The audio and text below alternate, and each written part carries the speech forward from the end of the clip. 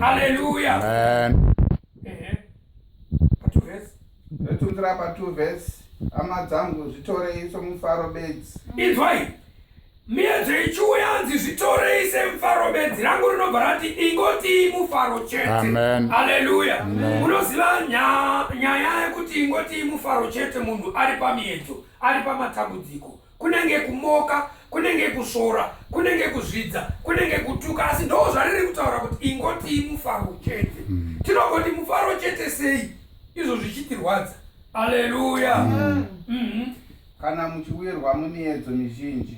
Anzi kana muchiwirwa mimiedzo mizhinji. Rakatonyorwa kuti tiyambire kuti miedzo mizhinji inotiwira. Patinokwira papa kuti chikero chakwira, ndo painokwirawo futi nemiedzo yacho. Haleluya. Asi anzi kana yauya manje, ndo panoda kuonekwa musiyano woanonamata Mwari, vanoziva shoko raMwari. Anzi vanoziva shoko raMwari, ingoti mufaro chete nokuti zvauya kuti mufaro waMwari uonekwe. Haleluya. Ndanga ndichifona ndichikumbira ndichinzwa kuti ari sei mwana. Zvikanzi ari kunzi achaitwa operation. Vari kuti zvachinja. Haiwa zvichazodai. But inzwai, kuita kwaMwari kunoshamisa. Amen. Ini ndichizvinzwa ndakati ndo zvada Mwari, ndo kuita kwaMwari. Isusu ngatingonamata titende kuti Mwari vane zvavari kuzviitira. Haleluya. Amen. Asi sevanhu manje kana tichiona rimwe divi resaidi ratisingaone Mwari, tinoti uyu ndo wakaipa manje. But vanenge vari Mwari avo vari kuziva zvavari kuita nesu. Haleluya. Amen. Muchiziva kuti kuidzwa kwokutenda kwenyu kunobereka kutsungirira. Muri kunzwa here nyaya iri kuitika? Anzi kana muchitenda matendero iwawo anoita kuti kuna Mwari, muchitotora shoko iroro muchipa vamwe kuti tendai nokuti kuna Mwari. Ndakamuona Mwari anonamatwa nomutoo uyu, kutosumudzira vamwe kumutsa vamwe. Anzi kutenda ikoko kunomutsa miedzo. Haleluya. Anzi muzive kuti mukutenda kwenyu ikoko wakaipa haatofari. Haleluya. Amen. Asi kutsungirira ngakuve nebasa rakakwaniswa kuti anzi miedzo iripo panoda nyaya yekutsungirira, but kutsungirira kwacho kuve namabasa akakwaniswa. Haleluya.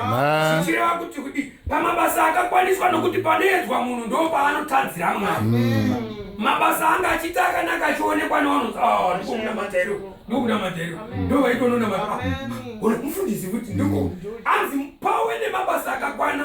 Haleluya. Nokuti Pauro achitaura kuvaRoma akati nhai chii chingandiparadzanise nerudo rwaMwari? Matambudziko, kuvengwa, kurwarirwa, ihondo, munondo. Anzi pano zvose izvi hapana chinondiparadzanisa naMwari. Ndiri mukundi, tiri vakundi nokupfuurisa nokuti takakundirwa kare udwei. Haleluya. Saka nyaya iripo ndeyekuti pamiedzo inouya panoda kuti titsungirire tichibata mabasa akanaka, kuti anozotaura zvakaipa pamusoro paMwari watinonamata asvike pakunyadziswa ashaya chokutaura. Haleluya. Makaona zvawakazoita, pakaitika zvezve zvawakaita, kuita muedheni chaiwo, nokuti ndo zvavanenge vakatarisira. Haleluya. Mururame kwazvo musingashayiwe chinhu. Anzi mururame kwazvo musingashayiwe chinhu. Chiendai kune iye. Ndoshandura magonenda kuna Jacob chapter 5. Ndichaibatira paverse 7. Haleluya. Kutambudzika nemiedzo. Anzi mungoti mufaro chete baba namai vazendera. Musatongorega kuriparidza nokuti chaanenge achidanda kuti mugare pasi.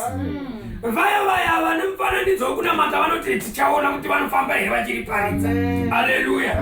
Nokuti unenge zvakatarisira Satani kuti akusailetsei munyarare, murege kungoti kana kuti mazuva ano akagariswa padhishi, akagariswa mudhishi.